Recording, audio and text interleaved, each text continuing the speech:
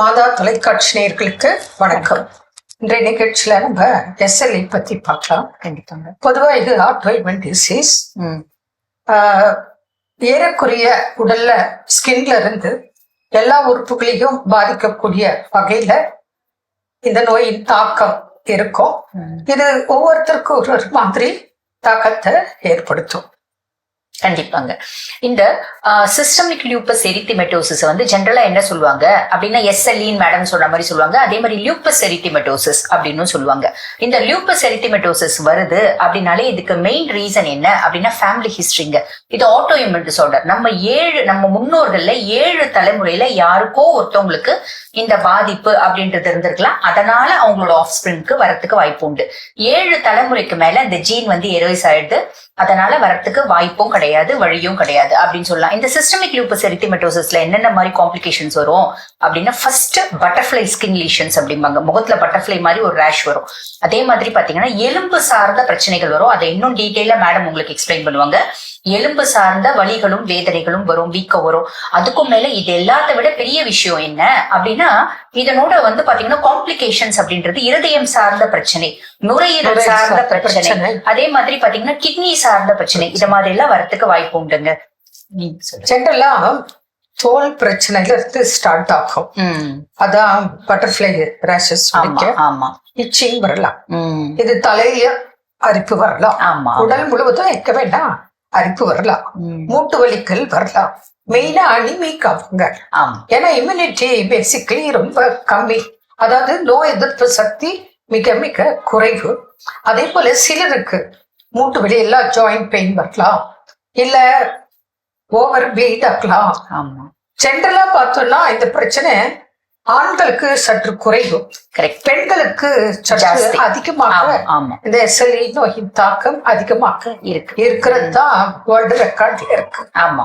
இது மாத்திரம் இல்ல, முடி பிரச்சனை இருக்கும், முடி உதிர்த்தல், அனிமிக்கு, அப்புறம் ஜாயிண்ட் பெயின், கிட்னி ப்ராப்ளம், மூட்டு வலிகள், அது ரொமட்டாய்டு ஆர்த்ரைட்டிஸ் போல எல்லா ஜாயிண்ட் பெயினும் வர்றதுக்கு வாய்ப்பு இருக்கு. கிட்னி ப்ராப்ளம், ஹார்ட் ப்ராப்ளம், லங்கு, நுரையீரல் ப்ராப்ளம், இப்படி மல்டி ஆர்கனை தாக்கக்கூடிய ஒரு விஷயமாக இருக்கு. மல்டி ஆர்கன் டிசீஸ் நம்ம ட்ரீட் பண்ணாம விட்டு அது மல்டி ஆர்கன் ஃபெயிலியர் கூட போறதுக்கு கண்டிப்பா.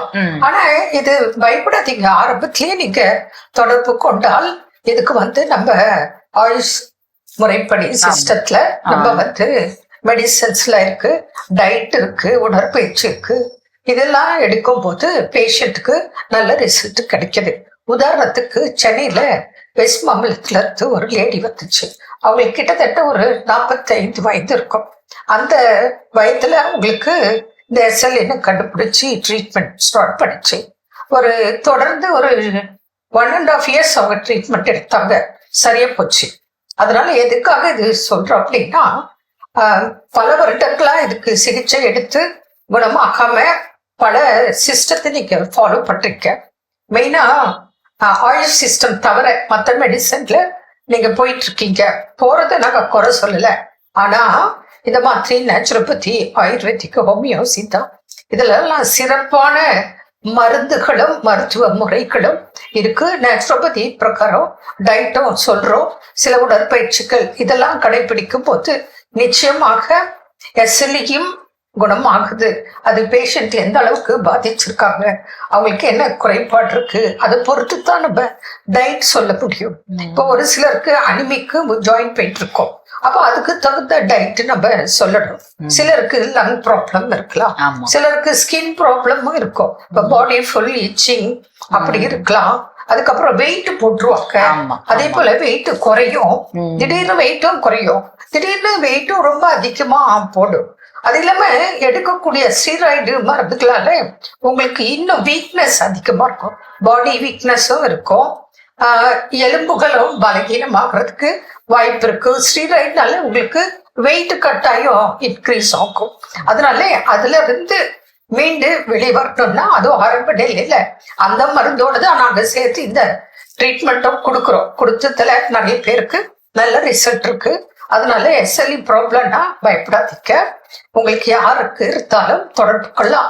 ஏன்னா சின்ன வயதுல இருந்து வயதான வரைக்கும் இந்த ப்ராப்ளம் இருக்கு. சின்ன குழந்தைக்கு 15 வயசு 20 வயசு 25 வயசு எல்லாம் இப்போ ட்ரீட்மெண்ட்ல இருக்காங்க நம்ம கிட்ட. அதனால முக்கியமா எந்த வயதுல யாருக்கு என்ன தொந்தரவு வரும்னு தெரியாது. ஆனா எஸ்எல்இ வந்துச்சுன்னா உங்க ரிப்போர்ட் எஸ்எல்இ அப்படின்னு கன்ஃபார்ம் ஆயிடுச்சுன்னா நீங்க உடனே தொடர்பு கொள்ளலாம். அதுக்கு நல்ல சிகிச்சை முறைகள் இருக்கு. அதை கடைபிடித்தால் பலன் கிடைக்கும். என்ன நேர்களே, மீண்டும் நாளை சந்திப்போம். நன்றி. அன்னை மரியே வாழ்க.